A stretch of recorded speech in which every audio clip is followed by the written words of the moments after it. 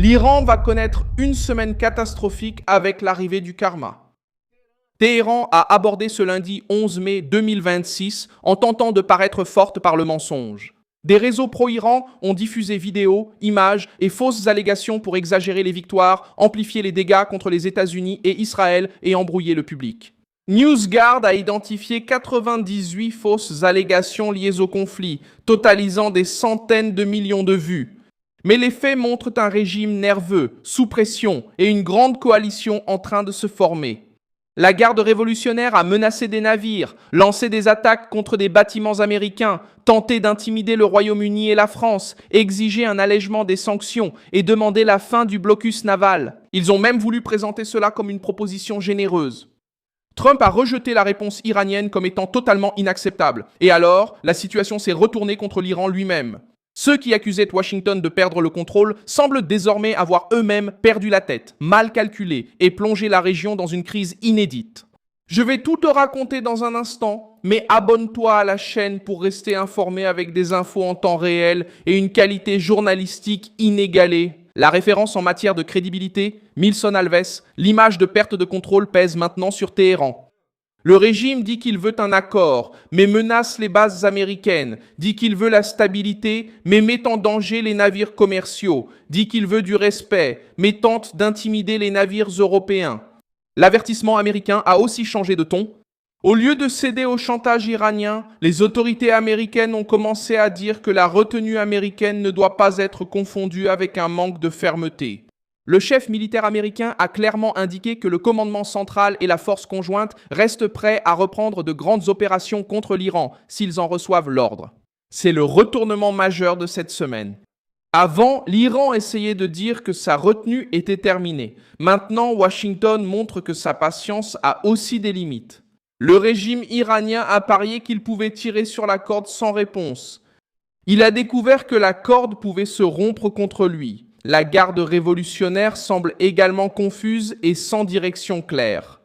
Une partie du régime menace de guerre, une autre partie essaie de négocier par l'intermédiaire de médiateurs, une faction parle de résistance absolue.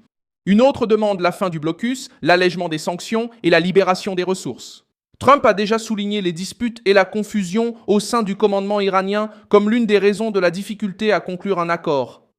Les analystes discutent de l'ampleur de cette division, mais le comportement public du régime montre un fait simple. Téhéran ne parle pas d'une seule voix. Pendant que la diplomatie essaie de gagner du temps, l'aile militaire augmente le risque. Pendant que le gouvernement tente de trouver une issue, la garde révolutionnaire insiste sur la provocation. Le mensonge pèse aussi contre l'Iran.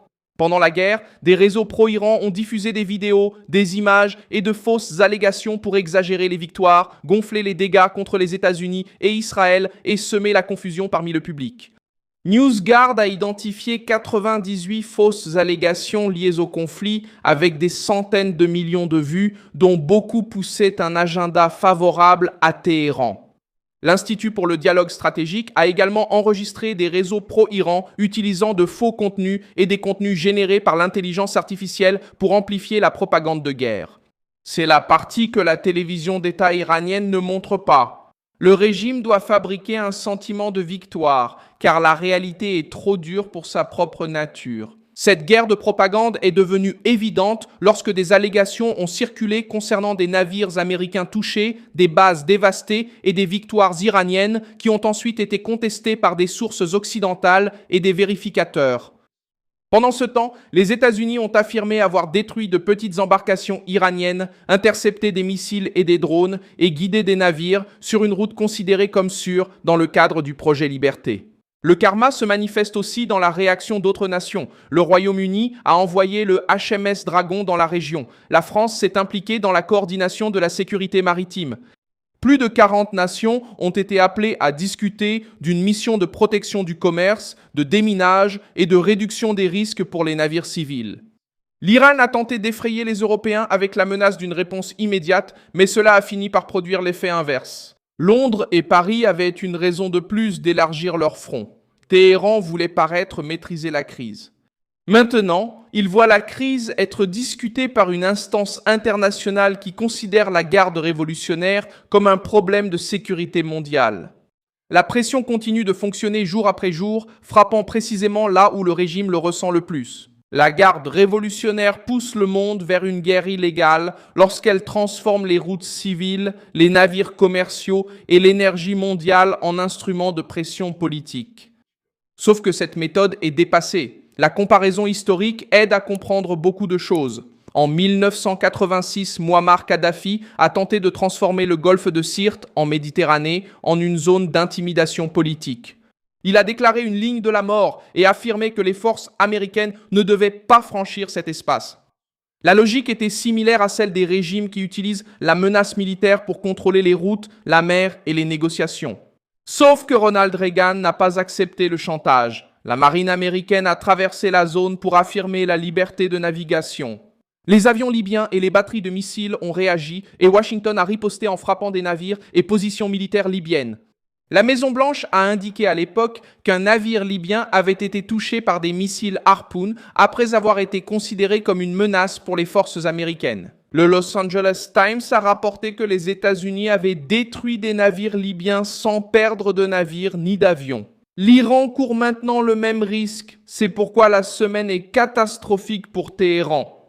La garde révolutionnaire a provoqué une puissance qui a la capacité de mobiliser des alliés pour répartir l'opération entre ses alliés et une justification politique pour accroître la pression. D'autres nations ont également appris que les régimes qui misent sur l'intimidation peinent cher lorsqu'ils essaient d'imposer des faits par la force. L'Argentine a pris les Malouines en 1982, pensant que le Royaume-Uni ne réagirait pas avec vigueur, mais la réponse britannique a renversé la junte militaire et est devenue une leçon de mauvais calcul. L'Irak a envahi le Koweït en 1990 en espérant contrôler le pétrole et le territoire, mais il a fini par affronter une coalition internationale dirigée par les États-Unis. La Serbie de Slobodan Milošević a tenté de résister à la pression occidentale dans les Balkans et s'est retrouvée isolée, bombardée et politiquement pourchassée. Dans tous ces cas, des régimes autoritaires ont confondu la propagande interne avec la véritable puissance. L'Iran court le même risque aujourd'hui, convaincre sa base qu'il est en train de gagner alors que le monde s'organise pour limiter ses actions. Le mensonge que la garde révolutionnaire raconte est chaque jour démasqué par les faits. Si l'économie était solide, Téhéran ne placerait pas la levée des sanctions au centre de sa proposition. Si la garde révolutionnaire était en sécurité, elle ne réagirait pas avec autant de menaces à chaque mouvement européen. Si la direction était unie, il n'y aurait pas de discours aussi différent entre la diplomatie, les militaires et la propagande d'État. Ce qui se passe maintenant est une épreuve brutale pour Téhéran. Si elle continue à mentir à sa propre population, elle verra l'écart entre la propagande et la réalité grandir de plus en plus. La semaine catastrophique de l'Iran ne vient pas de la malchance. Elle naît des choix de la direction actuelle de Téhéran, qui fait partie des premiers à profiter de la prise de pouvoir de Trump en récompensant ceux qui poussent le monde au bord de la guerre. Je suis Milson Alves, internationaliste, et mon objectif est de vous tenir bien informé de la vérité chaque jour. Les liens des actualités se trouvent dans la description de la vidéo. Like la vidéo, abonne-toi et consulte les commentaires pour t'engager davantage avec la communauté Milson Alves. À bientôt.